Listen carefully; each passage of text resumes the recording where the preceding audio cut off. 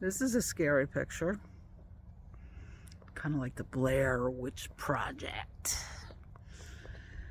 Oh, it's a beautiful night here. The stars are shining. It's probably in the high 40s.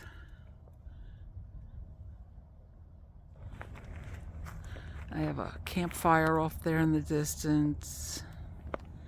And I got mine going right here. We're gonna sit out here. Luna's over there. You can see her. I don't know if you can see her.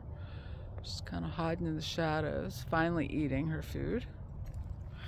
We had a couple little walks today. We had to cut them short. She would not walk over a bridge. This dog is doing some weird things lately. I never had a problem like this with her. It was a short bridge. It was 10 feet long. It wasn't open. It was totally closed.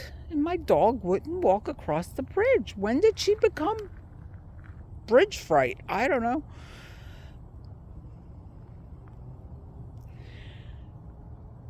But I'm just going to sit out here. I have Wi-Fi on from my phone, a hotspot, so do an online poker game, watch my fire burn, and watch a movie.